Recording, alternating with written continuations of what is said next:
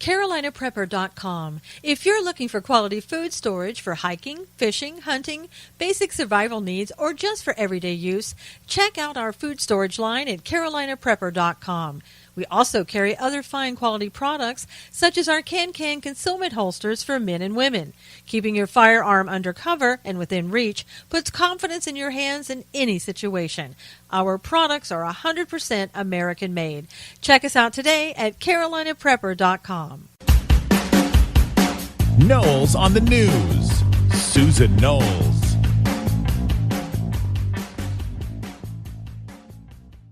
Hi, everyone. Welcome to Knowles on the News. So glad that you're here and can join us today. A lot as usual. A lot of bad weather for people who are in Puerto Rico. A lot happening in Mexico City. I don't know if you were able to see everything that went on in Mexico City, but it was really, really horrible yesterday to watch after that 7.1 earthquake, and I believe that may have been the official count on that. To see slabs of concrete just falling off of buildings was something I don't think I've ever seen before after an earthquake. I mean, I live in California.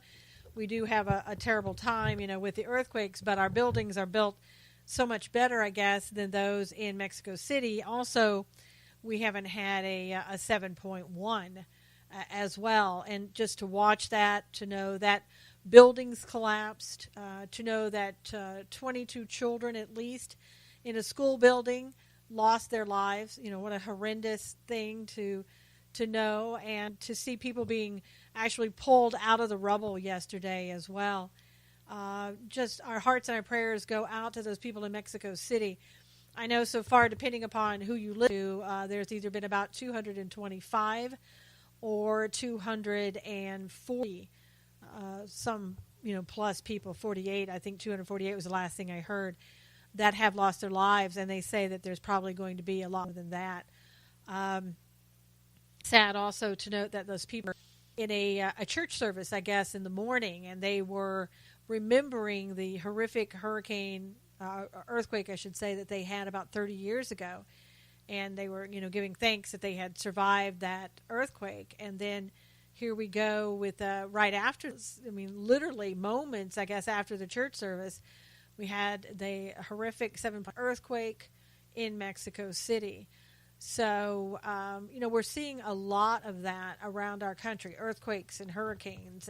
And a lot of people say that it's the sign of, the times. It's a sign of the end times. That God said that, we would see signs of the end times. And some people think that, it's God's punishment. I don't necessarily think it's a punishment. I think God's trying to get our attention and showing us what's important, where our focus should be. And a lot of times this is happening, and it is. It was forecasted by God, that it was going to happen at this time, because we are in the end times. I also want to, remember today Puerto Rico, who was hit by a Category 4 Maria, a hurricane. And the pictures that I'm seeing right now are just total devastation. Yes, an official from Puerto Rico actually said the words, "evacuate or die." And I heard from a friend of mine that that's typical for officials in Puerto Rico to say that. And his family is in Puerto Rico right now, and of course he's worried about them. But he said that the buildings there are pretty well cement and concrete, going to be able to hold up under the hurricane weather. But what the problem is all of the water and the destruction that occurs because of the hurricane that Puerto Rico may have difficulties with. And in fact, I heard that the land there in Puerto Rico, the whole area, may be uninhabitable for weeks and months to come. So, again, we're going to be praying for Puerto Rico, praying for Mexico City, and all those areas that are affected by a hurricane. There was a bit of good news out of that that I was talking about in my earlier show this morning. A woman by the name of Sally Gear, who has a island rescue. I believe it was Island, let me get the correct name if I can find it for you really quickly. Island Dog Rescue in Virginia. And she had heard that Maria, and she wanted to do something about it. So she took part of her own money, part of money from donations and other people, and what she did was chartered a plane, a private jet, and to rescue the dogs and cats that were there, as many as she could get. She rescued 300 of them in a very, very short period of time, because she knew she knew to get in and get out. So God bless her for doing that. She spent $112,000, I think it was, to get a private jet to go in there and fly in and out, at short notice. She also got, I believe it was see how many that she got. She paid $5,000 for all the dog and cat carriers that were needed to get the animals safely out of there. And she brought all of them back to her farm in Virginia. So thank you, Ms. Gear, for doing that. If anybody, again, Island Dog Rescue, if you're looking for a good place, if you love animals like I do and looking for an organization to give to, this certainly sounds like a great organization to do just that. And, again, it's going to be devastating. The Virgin Islands were, with Irma, were just everything there. They said that every building was either destroyed or had some type of destruction on it, every single building. And, for people to try to get back and get back to their lives is going to be very hard. We need to continue praying for them. We need to continue not giving our money to the Red Cross, as we talked about in earlier shows, that the Red Cross, allegations against them that they have gone in, taken some of the donations, just commandeered them from private donations from people that they had and from churches, started selling some of it. Dog food they just threw away, said we don't need that. We'll get some, later at some other place. And that's when they were going down for Irma. And to take care of the people down there and the pets down there. So I would say don't give your money to the Red Cross. You do whatever you want. Look up what's been going on, what's being said about them. People I trust and that were on scene when some of this happened, I believe them that this did occur. So I'm not giving another dime to the Red Cross ever again. I think there are other organizations, private individuals that can help with any type of, a rescue type effort, long-term goals of trying to get people food and water and everything else. And I think we need to learn how to do that ourselves so that we can take care of ourselves. We don't need FEMA. We don't need the Red Cross. We don't need other people coming in and taking things from us in order to do what we were just doing, and making money off of it themselves. We don't need that. I think you would agree on that. So again, let's keep Mexico City, Puerto Rico, other people in Houston that were affected by Harvey that are still trying to get back to normal. People in Florida that were affected by Irma, and those people even in Georgia and other places that were impacted by that. We're going to keep praying for you and keep hoping that assistance is coming to you. We will try to keep donating to you when we hear where the need is so that you can get back as well. And into what that you need to do and get your lives going again. Because I can only imagine how difficult that is. I know I've been evacuated before, but thank God not for, came back to a house that I had and wasn't destroyed. Some of those people and Harvey and Irma and now Maria don't have a home to go back to. And we pray for you that you would make decisions for yourself and your family, what you need to do. And again, reach out when you need donations, and we will try to get that message out as quickly as we can on this show, I know. Now, the other day, President Trump, I don't know if many of you got to hear the speech that he did at the UN. Some people are saying that's the best speech they've ever heard. I think it was a pretty clear message, pretty great speech as to what the president thought about different areas of issues that we have, concerns that he has, that he's seeing around the world. I did like the fact that he told the dictator in North Korea, no uncertain terms, keep it up and we'll totally destroy you if that's what it has to be. Now, Of course, the left immediately didn't like that because it was, oh, wow, you're going to kill 25 million people. And of course, they didn't talk about the time when Obama said to North Korea, you will get the full might of the military. Now, I don't know how that's different from we'll totally destroy you, but apparently it is. Apparently it was okay for Obama to say that, but it wasn't okay for President Trump to say anything that sort of mirrored the same thing, just in different terms. But some of the reporters were, oh my gosh, he's just talked about killing people. What are you going to do? I mean, the snowflakes were melting. Let me just tell you, the snowflakes were melting. Other people looked at it and said, you know what? This is something that he had to say, something he needed to say, something that we needed to tell North Korea exactly what our intentions are. We're not going to be taking this from North Korea. I mean, let's face it. They're getting bolder and bolder with what they're doing. They are, testing missiles that are reaching over Japan, South Korea, different areas like that. It's only a matter of time before he launches one into America. Some people say, well, that'll never happen. He's just talking. But he is doing more than just talking. And let's face it, I think he also has Iran that's helping him with the nuclear weapons that he's getting.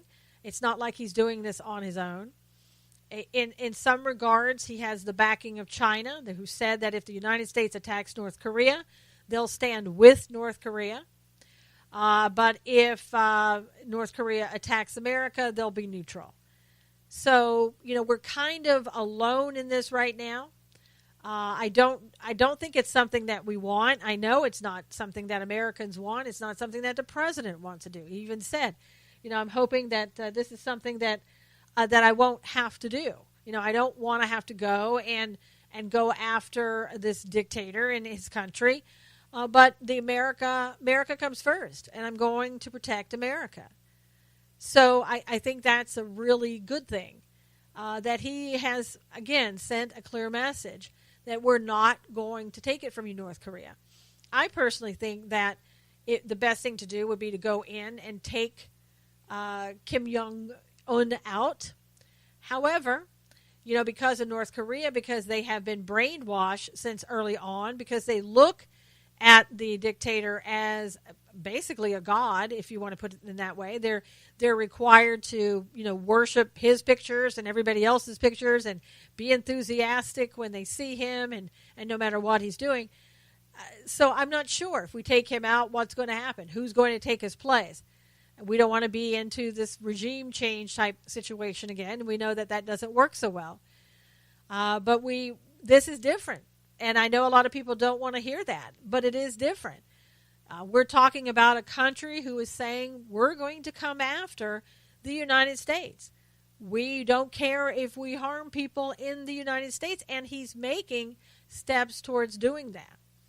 So this isn't about, well, let's just go in and do a regime change and get somebody new. This is serious. This is a threat to the United States and the sovereignty of the United States itself. Something that we haven't had. In Iraq, when we went in, that was different. A lot of people thought we shouldn't go in and do that. Well, they did attack us in 9/11 in New York, but it wasn't something where they were looking at attacking the entire United States, I guess you could say, and they weren't launching missiles. But I say they were launching planes instead. So in a way, it is a little bit different for some people, I think, when they look at it. In some ways, it's exactly the same. Whichever way you look at it, I was for going into Iraq. I was going in and showing them that you're not going to do this to the people of the United States. As for North Korea, if it takes it, if it need be, if we really are in danger that we're being told that we are, if missiles could launch into the United States and kill people, then yes, I'm for going in there and stopping it at whatever we need to do. The people that are there, the citizens, of course, I hope that there is no casualty. Will there be civilian casualties? I believe so, and I think we would be remiss not to think that that there would be those type of casualties. You with that many people there, and the way that they live, and they don't have very much protection, and et cetera, you're going to have some large casualties. And I know that it wouldn't be looked at very well, and I get it. But I also get that the Americans, we need to preserve this country. We need to preserve life and property in this country. And if that means having to go into North Korea to make sure that Americans are safe, then that has to be. That's just the way it is. And again, I know some people aren't going to like it, but you can't make friends with people who want to kill you. It doesn't work. We tried that with, let's just hug a tree and give ISIS some jobs and they'll be fine, they'll love us. No, it doesn't work that way. I know that was the Obama way, and that's the left-leaning way of doing things. But the way to look at it is these people have said, we want to kill you. Take them at their word. And you'll be better off if you do. Okay? When somebody says, we want you dead, you just take them for their word. And if it changes later on and they change that and you see that it has, great. But until then you take the course of action that is needed. And I really don't necessarily think that Donald Trump would take actions like that without going to Congress. Now, he may, and he would be justified in taking those actions if the United States of America and the people inside this country were at risk. Then he has the authority as the president to do that. And so we'll just have to wait and see. Again, I think the left would have you believe that Donald Trump is just waiting for something like this to happen so he could go out and start a war. It's not true. He's not a warmonger. He's never shown any evidence that he is. I think more politicians that we've had in the past may have fit that bill, but this president is not like that. This is just something that the left wants you to believe, so that once again they can say something about Donald Trump that isn't true, that America will believe, and that you'll hate Donald Trump. That's the whole agenda. We know it. We've seen it. It's been going on since before he became president, and it will continue on for as long as he is the president. So as I've said in the past, just get used to it. Just get used to the fact that you know that this is what's going to happen, because the left is unwilling to accept the fact that they lost. I mean, they're simply unwilling to accept that fact. And they will keep going with the deep state, with anybody and everybody that they can, to just go against this president and try to convince the American public that this man is one, unstable. He's crazy. He wants to start a war. He doesn't know what he's talking about, on and on and on. And again, we've seen zero evidence of it, but that doesn't matter when you're on the left and you have an agenda to push. You'll do and say whatever you feel that you need to do in order to make it happen.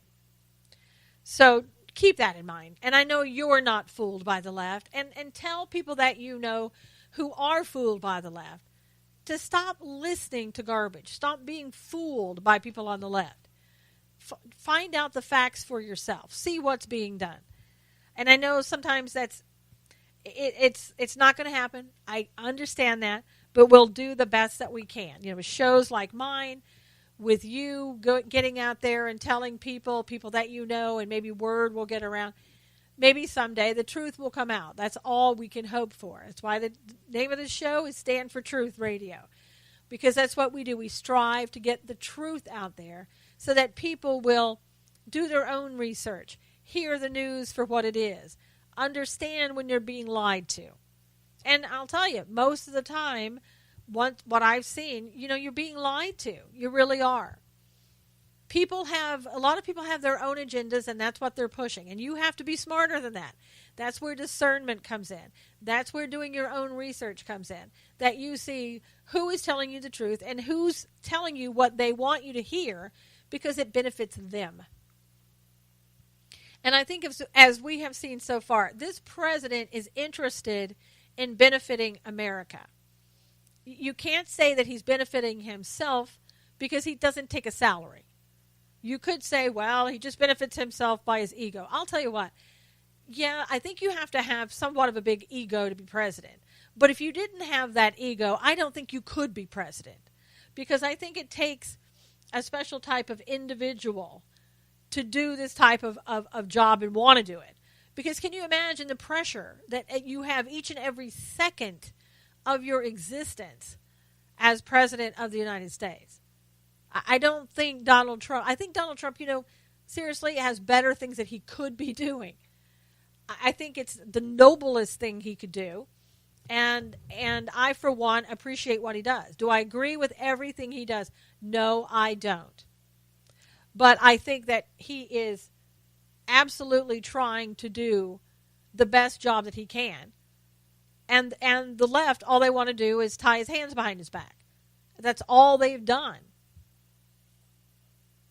And I'm interested to see, I'm really interested. I want to know, what is he going to do with DACA? And I don't want to explain DACA over again. I'll give you a really short explanation because we've talked about this in shows of the past week or two. But, with DACA, these are dreamers. These are people that were brought here illegally by their parents who were illegally here. These were not children that were born in the United States.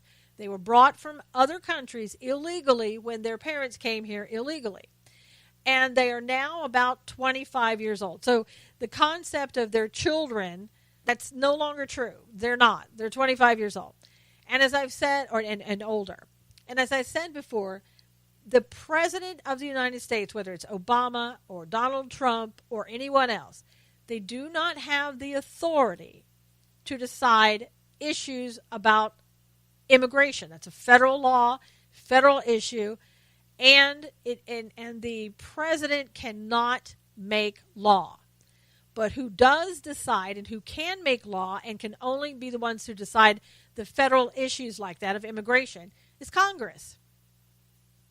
Congress should have acted back in 2012 when then President Obama, came up with a law that he enacted, again, illegal, unconstitutional, can't do. President doesn't have that authority. When he came up with that executive order, they should have immediately moved to get that order nullified, whether they had to take him to court, whatever they had to do. But they didn't. Why? Because then they didn't have to do their job. They allowed the president to take either full responsibility or be fully responsible for a really bad thing that the country had. Then they could come out, and Congress could come out at that point and go, "Oh, wait a minute, President overstepped his authority. Now we're gonna correct all this. Don't worry. The government is here to help you." But they didn't want to do that. They wanted to just let Obama take all the heat and they had to give him all the glory because, again, they didn't do their jobs. As it turned out, for people on the left, they loved it. They could get a green card, a legal residency, they could apply for it, try to get a job here, work visas, whatever. And every 2 years they would have to go and they would have to try to get renewed. And I'm sure every 2 years they did. And so now, when President Trump, and again, people want to be mad at President Trump. Don't be mad at President Trump. He did the right thing. He rescinded an unconstitutional, illegal law that was put in place by former President Obama. He did the right thing. Now, what he didn't have to do was give Congress 6 months. Congress doesn't need permission from the president either to do anything, because they're a separate branch of government. I know people on the left don't even know there's 3 branches of the government, some of them, and I say that because I've seen the videos where they've been asked that question and they have no idea. But now that Congress has an opportunity to do something with DACA, nobody's happy about it. Really. I mean, there are very, very few people who are happy about the situation. Again, a situation that Obama put us in, and Congress for not acting. And again, keep Donald Trump out of it. Donald Trump didn't do anything to impact you in regards to DACA, because sooner or later, somebody was going to bring up the fact that law was unconstitutional. It would never have been upheld in court, supposedly, unless it's a Ninth Circus, of course, and then everything is upheld, no matter how ridiculous. But we're seeing now how the Democrats thought, oh, great, we'll let Obama carry the water on this one. We'll do nothing. And now they want to come out and act like they really care. Oh, gosh. Dreamers, we care so much about you, and we're here to help you. We didn't help you back in 2012. We didn't help you in 2013, 2014, 2015, 2016, and 2017. Okay, I know it's been a long time. We didn't help you, but we truly do care about you. And I'll tell you, what's happening is that the left is finding out that the people that they thought were going to be future constituents aren't really too happy with the Democrats right now. And we saw that the other day because Nancy Pelosi, the House representative, the minority leader for the House, she had a little press conference in San Francisco because, she's not, listen, she doesn't need to be in Washington. There's nothing to do in Washington, right? Just go back home to San Francisco, Nancy. Wait there, have your little press conference. And when you get back to D.C., no hurry, of course, because there's no work to be done in D.C. We'll see you then. Yes, I'm being sarcastic. So Nancy gets up around on the podium, and she's thinking, this is great. I got everybody here who loves me. This is going to be a slam dunk. It's going to look good on TV. I'm going to look good. And I'm going to watch what I say. I'm not going to sound crazy today if I can help it. And this is going to be great. Wrong. There were people who I'm sure, looking back, she would have said, lock the doors. Let's just do this private. I'll have a little conference. It'll look good. It'll just be me, the podium, and the audience out there. It'll be recorded. You can see it later. But she forgot to lock the doors, and this crowd came in of illegal immigrants and their illegal immigrant children, the Dreamers. And they were chanting, of course. And part of what they were chanting is, this is what democracy looks like. I mean, how many times have we heard that at Black Lives Matter, Antifa, or Antifa, whichever way you want to say it, or at Nancy's press conference? This is what democracy looks like. No, by the way, this is not what democracy looks like. It's what it's become for those on the left due to the ideologies of those on the left, the chaos that they've created on the left. And therefore, on the left, this is what democracy looks like. And Nancy just wanted these people to just shut up and listen. She couldn't understand why these people were just creating all of this noise and distraction, because she had something really important to say. And in fact, when they wouldn't shut up, she started to say to them, it's beautiful to our ears to hear your protection, your self-dignity. Once again, trying to placate what was going on in front of her. It's like, oh my God, what do I do?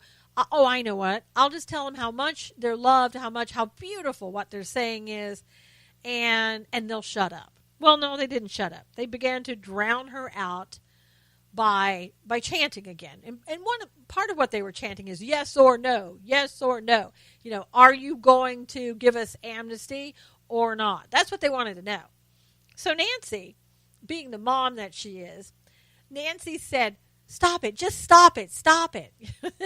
Nancy, she's got, if Nancy says stop it, the waters are going to part and people are going to silence themselves immediately, right? Well, no, they didn't. So, and I'll tell you, at a certain part, you could see Nancy was visibly shaken because these people weren't out in the crowd. These people were in her face, gathered around her. Now, at one point, she had this female African-American woman, big in size, standing right there. But I never once saw that woman do anything to protect Nancy. She was just kind of standing there looking a little bored, I have to say, unaffected by what was going on. And she just kind of let Nancy do her thing and let the people around her do their thing too.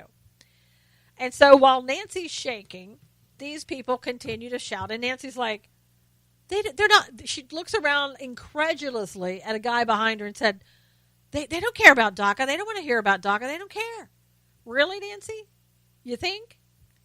Because Nancy, what they want is they want you to give them exactly what they want. And they know that you're probably not going to be the one that does that because you haven't done that ever.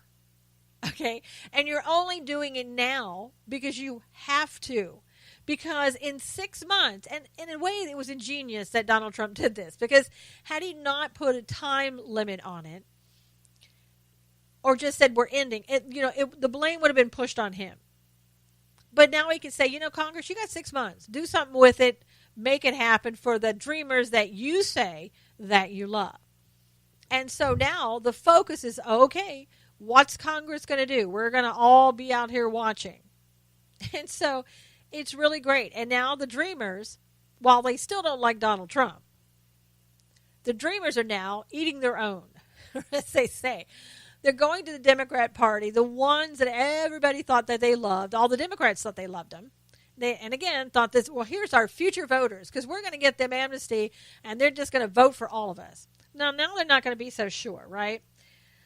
But here's a statement that the dreamers and those that were there read, and to all the Democrats who were listening and who bothered to show up that day.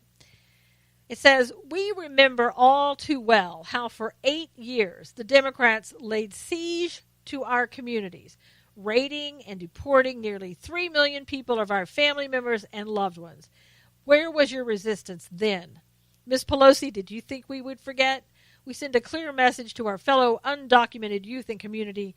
We are the resistance to Trump, not the Democrats." I would say there's really not all that much for you to resist, because Donald Trump is saying, Congress, do your job. Why do you need to resist him? You should be, and people, it was so funny on Twitter, people were saying, are you guys crazy? These people, you should be supporting the Democrats. Why are you doing that? Why are you mad at the Democrats? That's crazy. They didn't get it either, apparently. And one of the things that they kept shouting, and what I kept saying is they had a very clear message.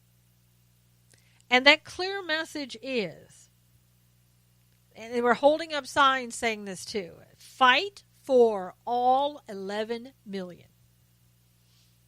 And they would say, all of us or none of us. So, what they're saying is, our parents that are here illegally, the ones that brought us here, all the relatives that have come in illegally, and everybody else that's here illegally, including ourselves, you give us all amnesty or none of us. So, I know other people say, okay, well, none of you. Then you can just go. Well, they're not going. They don't mean that. They should have just said amnesty for all of us or else. That would be more realistic, because what are they going to do if they don't get amnesty? I don't know. Are they going to be like what we've seen in St. Louis over the past 4 nights? Are they going to be like in Georgia Tech with the riots there? They call them protests, but they're actually riots. Is that what we're going to see? My guess is that would be pretty close to what we're going to see. And I think they just, they were placated for 8 years, or actually 5, under Obama, because they got something. And I think if you're looking at many people in Congress, especially on the Democrats, they will want to give everybody amnesty. And I know that really disappoints a lot of people on the right because they're saying Donald Trump said he was going to get rid of DACA. And Donald Trump said that he was going to deport illegals. Well, what Donald Trump said actually was, when he got in office anyway, he said, I am going to deport those people that have committed a crime, other than committing a crime coming into this country illegally. I am going to deport those people. So all of those that came in and committed a crime after they were here, they're on their way out. He also said, I have a heart for those people, the dreamers. And I'm telling you, neither the dreamers or the other illegals, the 11 million, they're not going anywhere. And they never were. So for those people who think that Donald Trump is going to tell the 800,000 people that they have to leave, not going to happen. It's not going to happen. If nothing else, it would be tied up in the court system for 20 plus years. I mean, because you're going to have every nonprofit organization that makes money off the heads of those people that are here illegally. You're going to have them up in arms and filing lawsuits. You're going to have the ACLU filing lawsuits, and anybody else that in some way is impacted by DACA being here, which they feel is a positive way. They're not going to let those people leave. And in fact, just this morning I was talking about new people have come out and have sent letters to Congress. Before we had Microsoft, Google, and Amazon sending letters to Congress saying, please don't kick DACA out. Please let DACA stay. So now we have, joining into that, a new letter sent by Walmart, Target, and Pepsi saying, please give some permanent protection for the DACA people. Now, they didn't, for the dreamers. So they didn't come out and say, please give them amnesty. But they knew that was going to create problems. This should create problems for them. But they knew definitely that would create problems. So they didn't say that. But they said give them operative word here, permanent solution. I don't know about you, but I'm looking at all of this and going, knowing again that those people aren't leaving. They're not leaving. What's the best solution? And I'll tell you, what we had under Obama, I hate to say this, I hate to even admit this, but that probably was the best solution. And I don't think Congress is going to go back to what Obama had, because Congress, as I said, especially the Democrats, they're going to be pushing for at least some type of amnesty. I don't know about you. I feel bad for the dreamers in some way that were brought here by their parents. They didn't have a choice. But do I want those people to be allowed to get in front of everybody else who's been standing in line for, 10 years trying to get here legally? And I don't think they should be allowed to do that. Again, as much as you may want to have sympathy for them, these people aren't children anymore. I don't know if they had an ability to try to, they could have at least tried to get a green card and legal residency, something. But they don't want that. They want it all. They want amnesty. And I don't know how you justify that, again, to all those other people who have been standing there diligently waiting for the United States to grant them citizenship when they've been here legally. It's not fair. So I guess the question will be, what is Donald Trump going to do in the end here? If he gets something that comes across his desk from Congress that says either A, these people get amnesty right now, or B, they will have a path to citizenship, is Donald Trump going to sign it? What do you think? I think, personally, I think there's a very good chance that he would go with something that said, we'll give them a path to citizenship. Maybe that means, military service or some things, but I think there's going to be something in there that a lot of people are just not going to like, because there's no good answer. I mean, it's either black or white. You let them stay or you deport them. And they can't even deport fast enough the illegal immigrants that they have here that have committed crimes and need to leave the country. They can't deport them fast enough because they don't have enough people. They don't have enough judges in the federal courts to get it done. I think it may be speeding up a little bit, but they're not doing it. And I'm not saying they shouldn't go. I'm not saying that. I'm just saying when you have to put reality into the equation, and you have to also base it upon what other left-leaning people are going to do in order to prevent that. And they will, they'll be active. They're not going to sit back and wait. They're going to be active. And they're actively doing it now. And as we've talked about before, there are 9 organizations in the United States right now, only 9, that are allowed to receive money for taking care of refugees and those people here illegally and on and on. They get about $2,000 per head. They're not going to want to see these people leave. And, California, making themselves a sanctuary state. And it looks like that the governor, who will approve the bill and sign it into law. Again, California wants to have future voters, that they can help the whole nation ensure that you're never going to get another Republican president by doing what they're doing. And I know California would say, oh, but no, we're not doing that. We're protecting our immigrants. Well, first of all, they're not your immigrants. They're here illegally. And number 2, I'm sorry, I didn't fall off the turnip truck. I know what you're doing. The fact that you register, get a license now, you're giving illegals licenses and at the DMV, and they're automatically registered to vote. I'm sorry. Please spare me. Just tell me, yeah, you know what, Susan, that's exactly what we're doing. I could live with that better than you're trying to lie and tell me that you're just trying to protect illegal immigrants. No, you want to protect your money. First off,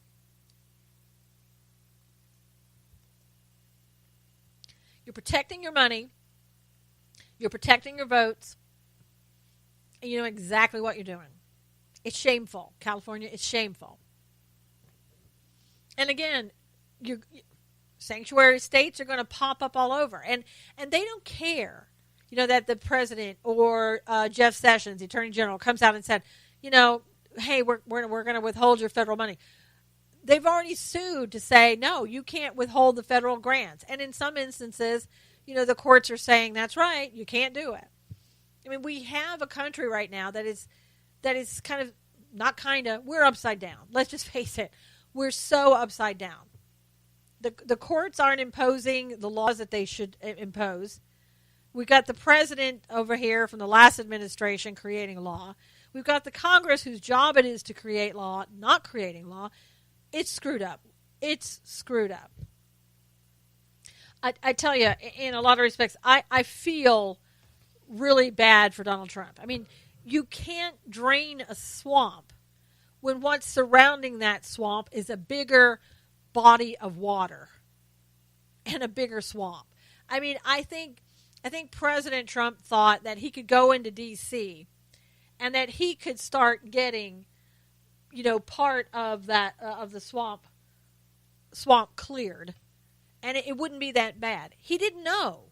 He didn't know at the time just how deep that swamp really goes. It's thick. And you have a former president who is not letting go of being president. He still wants to be president. In fact, I think he's giving some speech today. Spare me. I don't want to hear it. And he's going to be out there in full force again for quote unquote, the American people who want to get Democrats elected. And we're going to see more and more of his face. But there's just so much wrong inside of our country right now with our political system, government, everything else, that there's such an uphill battle for this president. And I hope you're praying for him and the administration every day. I really do. Because I've never seen a time in history where that was needed more than it is now. And you know, we continue to watch things like Mueller with, you know, his job was to go in there and see what kind of Russian interference there was in the election. And so what is he doing? Well, he's going back 11 years and looking at what Paul Manafort has done 11 years ago. Okay, and that has something to do with the election last year. How? And granted, there may be stuff in Paul Manafort's past that he should go to prison for, go to jail for, be fined. I don't know, and I really don't care, because that's not the job of Mueller. His job, he had a very defined scope of what it is that he was supposed to do. And it wasn't limitless. In fact, Rosenstein, whatever his name is, he should be going there and saying, whoa, time out. Mueller, what are you doing? How is this going back 11 years and looking at Manafort? How is this looking at interference in the election last year? How is that? And, of course, it doesn't have anything to do with it. And he's hired somebody else who's a specialist looking at the financial dealings of Manafort. Another Democrat donor, Hillary donor, Obama donor, you know, whatever. How much money? I want an accounting of how much money has been spent on this investigation.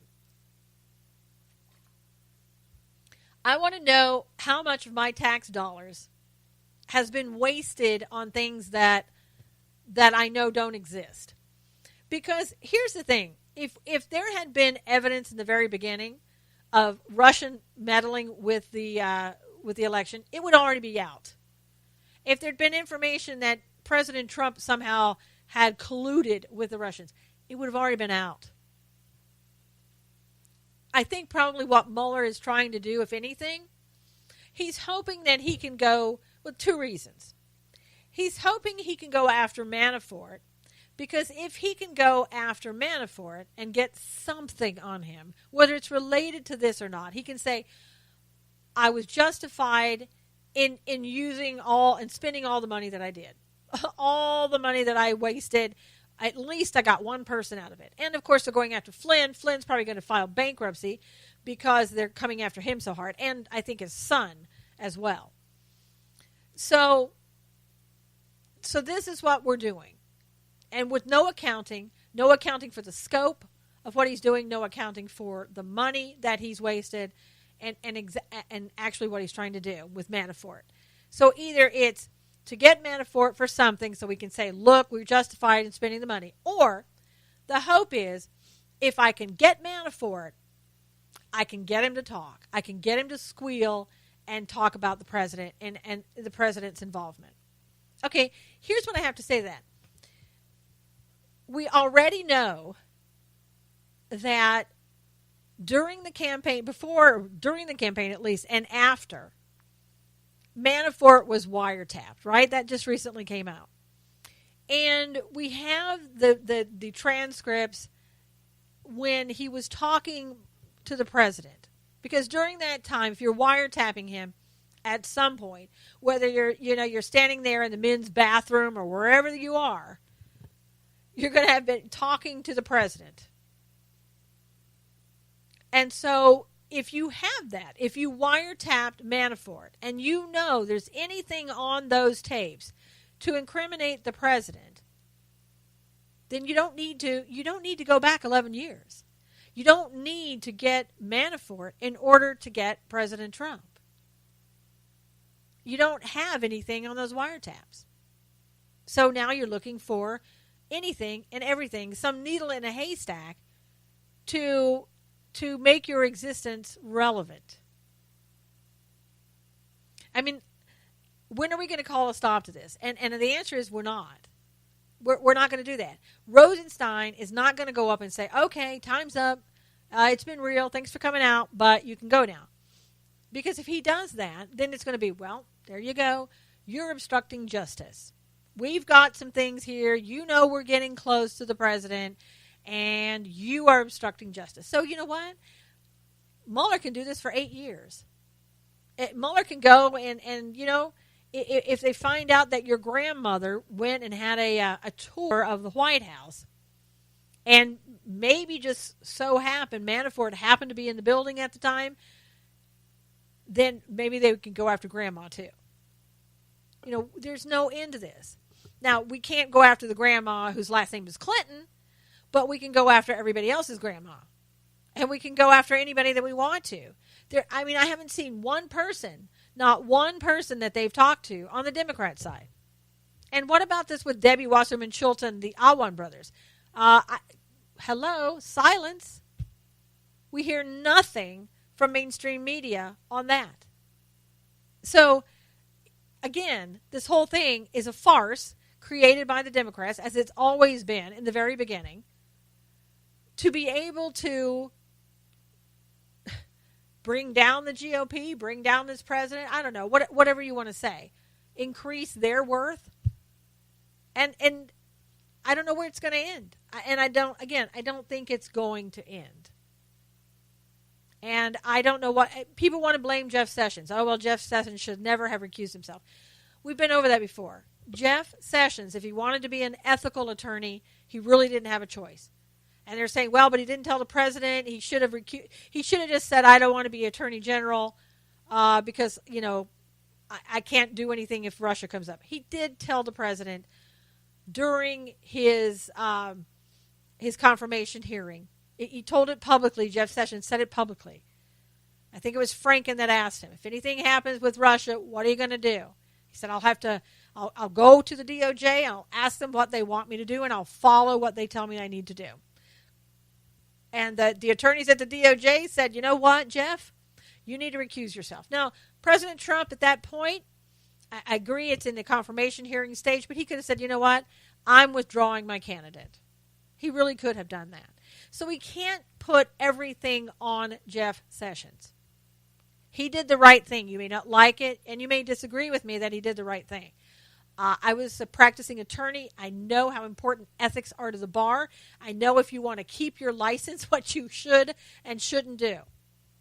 And again, I think Mueller, if he's doing this as an attorney, and I guess that's how he gets away with it, he's not really doing it as an attorney, but he's got conflicts of interest so far that, you know, it's taller than any mountain, taller than Mount Rushmore. So anyway, I don't know. And again, just look for this to go on ad nauseum. It's never going to stop, okay? Never going to stop. And who knows? Maybe at one point Manafort will just start making things up just to get it over with. I don't know. Hopefully there's an integrity that he's not going to do that. Hopefully these people, and I say these people, Mueller, people on the left, because that's who it really comes from. Let's hope they don't get what they want. And you're not going to see this president. I don't know what it's going to take to know that this president is not going to be impeached. We're wasting time, money, and effort. And let's remember, Clinton kept going after he was impeached. I mean, so for all those people who think, well, if you just impeach somebody, they're going to leave as president. No, that's not true. And remember that Vice President Pence, and of course, they'll try to find something on Pence because, again, the Democrats just want to rule the world. Let's face it, they want to rule the world. They're the elites, the globalists, and they want to take over. And I say that kind of half in jest because we have those same people on the right as well in Congress. So what else is going on that's important? Well, the left wants your children. I know you already know that. I know it's something that you've heard before, but let me just tell you again. The left wants your children. Now, why do I say that? Well, CNN has a new documentary out with Lisa Ling. You know Lisa. Everybody loves Lisa. She's so cute. She's so wonderful. Well, now she's going to teach your children about sex. And she's going to take it to the high schools. And in fact, she did just that recently. She was standing there showing this little documentary, Sex 101. I think it was called something like Sex with Lisa Ling. How cute. So cute. And in the video, she's sitting in a classroom with the high schoolers, and they're listening to a teacher give a lesson, and they're quizzing the students. The teacher is quizzing the students on the proper term for a woman who is receiving a certain sex act. Now, I don't really want to say what that is, because this goes out on a lot of different radio stations and internet and things like that, and so I'm not at liberty to say what it is, but trust me, it's a sex act. And among other graphic questions. So your child needs to know what the proper definition is for a term of a woman who is receiving a certain type of sex act.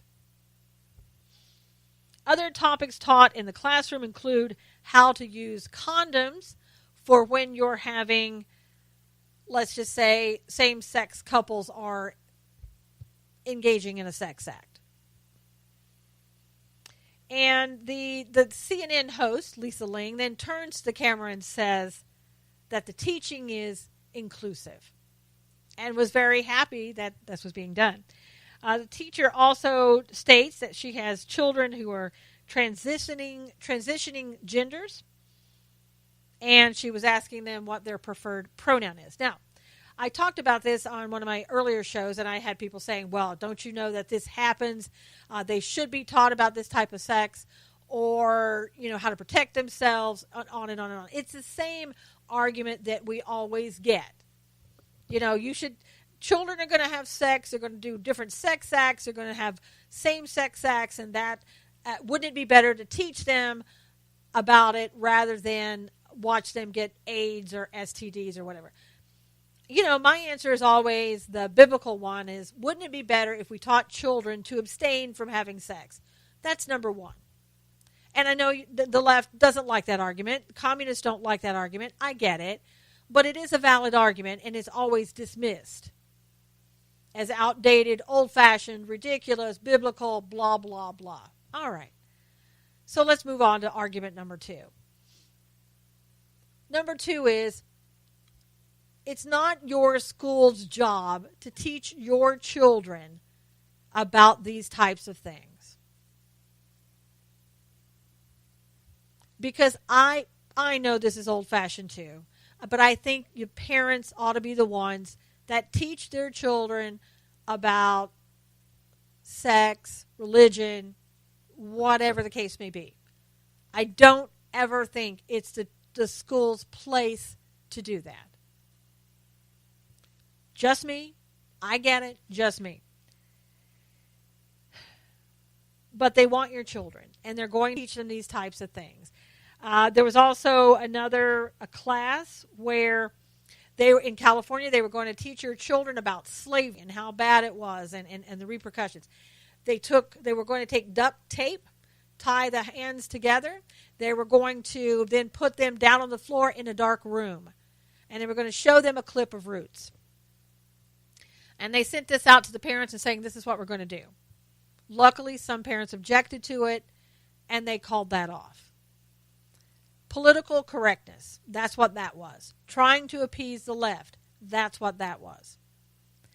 You're going to see more and more of this, parents, and I hate to tell you this, and hate to be the bearer of bad news, but as the times get worse and we see things quicken and worsen in our society, you're going to see more and more where the left reaches out and tries to take your children. Whether it's taking their minds or their bodies, that's what they want to do. And I know that sounds a little conspiratorial, but if you just look at what they've been doing since the 1900s in schools, you'll understand it's not a conspiracy, it's really happening. So anyway, keep that in mind. Be on top of things that are going on in your child's school, so that you know exactly what's being said, what's being done. And if you don't approve of it, get out there and complain. Get out there and stop it so that this doesn't happen. That's all you have to do. Be aware. So until next time, thank you so much for being here today. It's a pleasure seeing you here. I'm glad that you could make it. Until next time, God bless you. Take care. And I'll be back again next week with another Knowles on the News for you. Take care. God bless.